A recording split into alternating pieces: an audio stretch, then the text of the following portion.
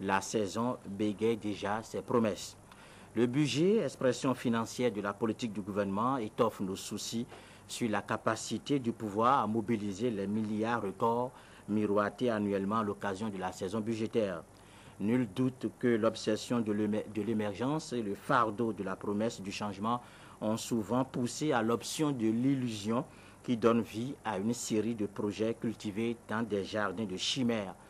On en était à un budget de plus de 1200 milliards de francs CFA accouché par ordonnance. Le forcing présidentiel laissait tomber de la poussière sur le désir mal raboté de mieux faire que les années précédentes, placé sous le signe pesant de la production du bonheur. Ce dernier trimestre de l'an 2010 érige cette chaîne d'interrogation. Quel est le taux d'exécution de ce budget de plus de 1200 milliards? Où en sommes-nous avec la politique de développement exprimée dans ce budget pris par ordonnance? Quels sont les investissements productifs réalisés? L'exécution dans l'opacité ne peut permettre de tracer la courbe de l'efficacité de l'exécutif et sortir l'opinion des ténèbres.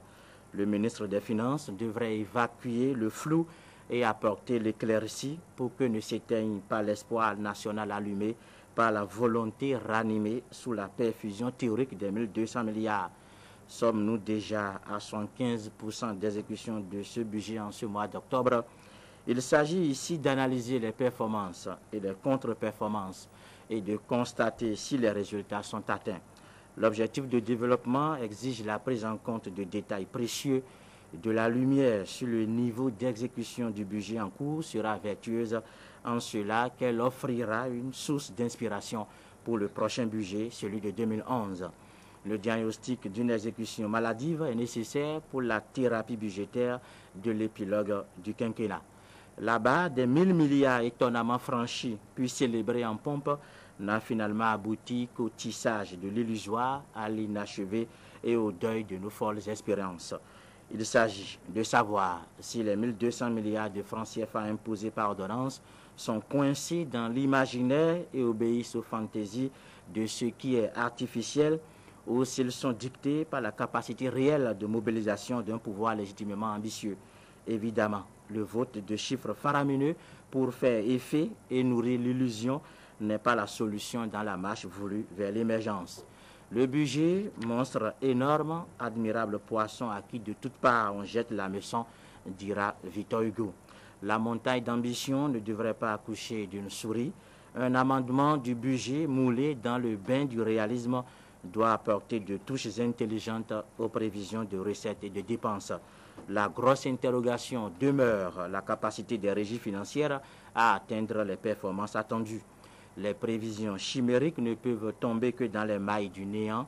Dans la volumineuse corbeille de prévisions de dépenses, la nécessité de quitter la fiction s'érige en priorité. Les rubriques de la santé, de l'éducation, de l'agriculture, des transports, des infrastructures, de l'énergie, de l'hydraulique, de la décentralisation et que sais-je encore, méritent d'être assaisonnées du grain de rationalité. L'essentiel est de s'assurer que les recettes permettront de faire face aux dépenses. Les bruits plaintifs et les lamentations tardives sous les effets de la crise économique ne pourront absoudre du péché de la démesure dans le budget. Il convient de ne pas se mettre dans la logique de l'impasse et de chercher désespérément de bouées de sauvetage. Le taux d'exécution, voilà ce qui doit servir de boussole au prochain budget. La voie de la sagesse recommande d'adapter les ambitions aux moyens malgré la grosse vocation de l'émergence et le désir pressant de toucher les cimes. La suite appartient à la bataille du budget et peut-être à l'ordonnance. C'est désormais un classique. Un budget général de l'État, beaucoup de milliards sur piste, Oscar Badidi. Merci, mais je reste avec vous. Qu'est-ce que c'est qu'un budget? Explication technique Techniquement, c'est en fait l'expression politique, l'expression financière, l'expression économique de la politique du gouvernement. Très bien. Ouais. Et la dernière fois, c'était combien? Je veux dire que la réalité, après que cela a été raboté. Ça fait 1300 et quelques milliards. Ensuite, ça a été raboté. Nous étions à combien? Non, on était à 800 et quelques. On s'est fait, oui, on s'est fait 800 et quelques milliards. Par 800 et quelques milliards, mais le problème qui se pose aujourd'hui, c'est de savoir le taux d'exécution de ce budget, parce que Des le problème n'est pas 800 seulement poussières des milliards. 800 poussières milliards, de parce que CFA. le problème ici, ce n'est pas le fait de fêter, de célébrer les 1000 milliards, parce qu'on a dépassé là-bas des 1000 milliards. Symboliquement. Symboliquement, et ça a été bien fêté. Maintenant, le taux, où en sommes-nous avec le taux d'exécution? 1200 milliards, André Dossa, 1200 milliards de CFA pour l'exercice 2011. Ça fait beaucoup, ça fait ronflant, mais ça fait moins que la dernière fois. Oui, ça fait moins que la dernière fois, mais on reste quand même dans... On n'est pas allé... on n'est pas descendu, on est resté au-delà de la barre symbolique des 1000 milliards. Et je puisse poser une question tout à fait pertinente, c'est-à-dire à quoi ont servi ces 1000 milliards, à quoi servent souvent ces 1000 milliards que nous votons, dont nous dotons, et quel est le niveau d'exécution de ce budget-là, quelle est la performance. Vous savez, nous sommes au mois d'octobre, c'est la période par excellence de la session budgétaire, et c'est aussi la période où l'on coupe ou essayer de glaner encore quelques petites miettes qui restent encore dans la marmite à travers des ateliers, des conférences, des symposiums, etc. Et c'est justement des ateliers pour parler souvent de la performance, du niveau d'exécution des différents ministères, des différents départements ministériels. D'abord, il faut qu'on se pose une question, c'est-à-dire quoi?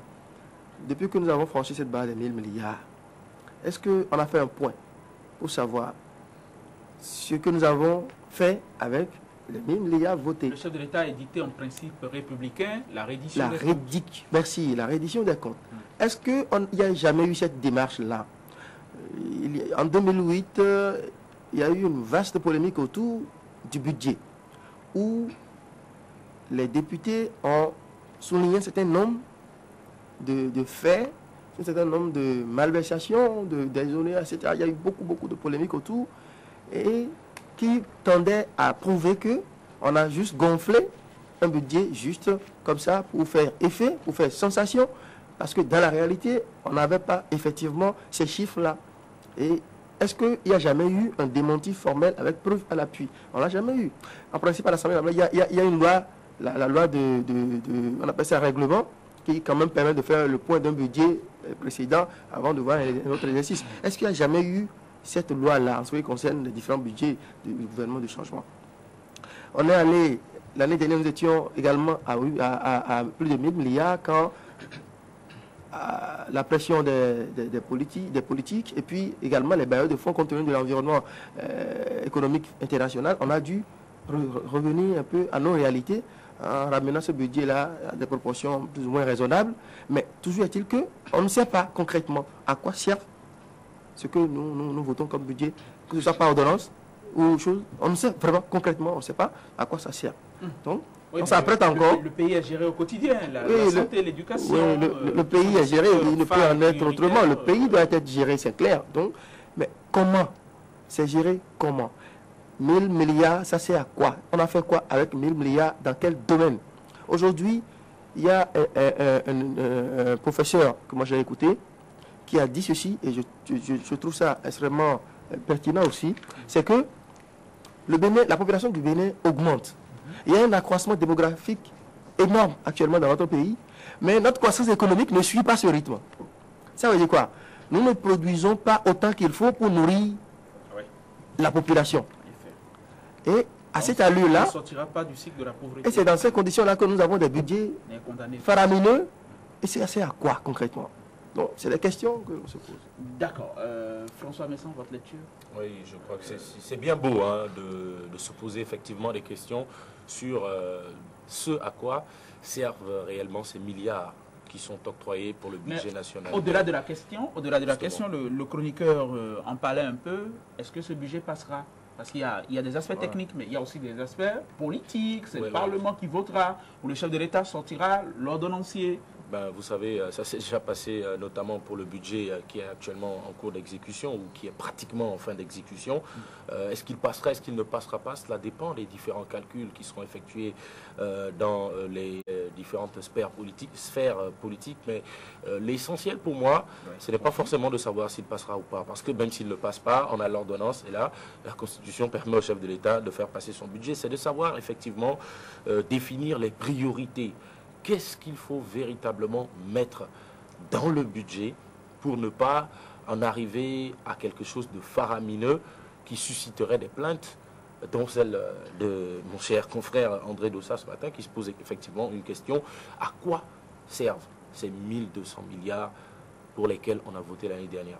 C'est vrai, on peut se poser la question, mais il faudrait quand même aussi reconnaître qu'il y a eu d'énormes dépenses engrangées pour justement faire fonctionner le pays. Vous avez parlé de la santé tout à l'heure, bien entendu, l'éducation, tout à fait, les grands travaux aussi, on a la gratuité de la césarienne, tout ça, c'est la gratuité de l'école. Oui, le pays est en chantier, c'est normal. Il y a tout ça. Maintenant, je crois que pour avoir une certaine crédibilité, le gouvernement devrait effectivement passer à un exercice, celui de l'explication.